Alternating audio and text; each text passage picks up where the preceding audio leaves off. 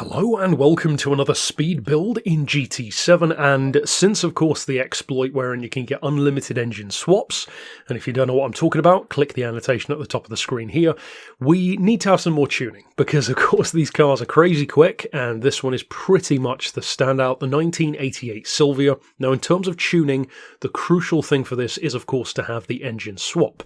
Now the engine swap for this one is this particular motor, this Subaru BRZ engine, which itself is of course an LS engine, a Corvette engine, and that engine gives the car, well, fully tuned as you can see here, 1200 horsepower. So crazy power, way higher than the standard engine can get. Now in terms of the parts, there are some things that you don't necessarily need to do. So for example, I've changed the wheels on mine, I've changed some of the bodywork, I've given it the wide body kit. You don't really have to do that, so those things are entirely optional, and of course all of that is in the GT Auto section, whereas for this stuff, this is the more important performance side. Now, I fitted a couple of things that you, again, don't have to do, such as the hydraulic handbrake, which is just a little bit more responsive. You don't necessarily have to do that. Likewise for the steering angle adapter. You could shove that on there if you wanted to. Carbon ceramic brakes, I've gone for the race ones instead, etc, etc. I would recommend having Ness, because it just makes sense for top speed racing. As far as the rest, there's not that much that you can do. I believe the racing silencer is already fitted, if I recall correctly, but if not, then of course slap that one on there. Of course your racing brakes and pads, the clutch, the fully customised suspension, fully customised transmission, and then the tyres are down to you. I've gone for racing softs to give it the most grip. With that kind of power and torque, you kind of need a lot of grip, essentially qualifying tyres.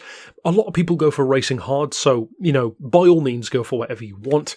As far as the semi-racing stuff, again, I think most of this is already fitted. We do have the fully customisable LSD, or limited slip diff, stage 3 weight reduction, and of course you need to do level 1 and 2 first before you can do that. As far as this section, we've got, of course, stage 2 weight, as mentioned. I fitted the power restrictor and the ballast. I'm not actually using that though, that's just a cheap thing that I like to fit, so then you've got the option of changing the power. Say for example you're in an online lobby, you have to restrict the power but you don't really want to jump back out, go to the main menu, fit it, jump back into the lobby. It just saves you a bit of time. And then as far as the sports section, of course the stage 1 weight reduction, and it comes with the comfort medium tyres as standard. So if you do everything in that way, you are set to go. Now if you don't fit the body kit, and if you fit, for example, different wheels or a different tyre width or fit a different spoiler, you will have a slightly different point level. So mine's sitting at 691.17, as you can see. If you do everything that I've done, it should be sitting at that same level, but it doesn't really matter too much. So, of course, fit the racing soft tyres.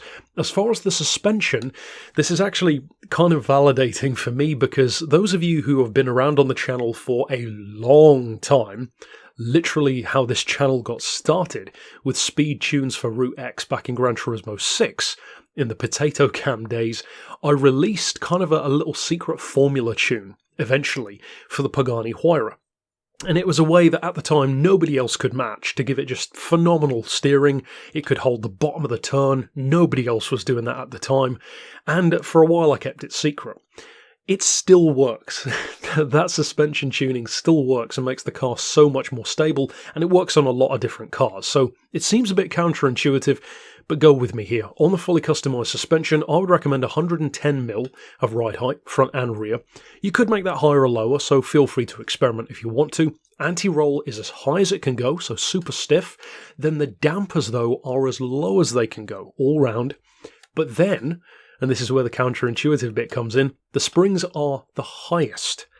So it's basically like a super bouncy but also super stiff setup, which doesn't seem conducive to having good steering, but trust me, it works like a charm. Now with the camber, we've got 2 degrees, and then for the toe that is neutral. You don't really need much toe, if any, for high-speed racing after all, at least not in a straight line. As far as the diff, I would recommend 30 on all 3, as you can see. I like to always have my NOS all the way to the max.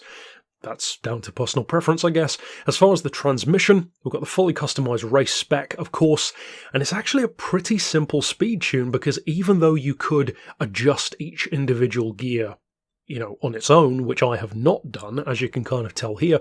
The reason why I haven't done it is because this car is already so fast out of the box that this tune is not even designed to be the fastest in the world. And for those who are newer to the channel, you might ask why, especially in a competitive game, why would you not try to make a tune that you can advertise as the fastest? Well, because as I've said many times, many years ago on the channel, as soon as you make a tune that's the fastest in the world and put it on YouTube, it's not the fastest in the world anymore, because now everyone's got it. So this is not designed to be the fastest in the world, it's designed to give everyone a fighting chance who cannot tune, but who still wants to race. So for the auto setting, I've gone for 550 kilometers an hour.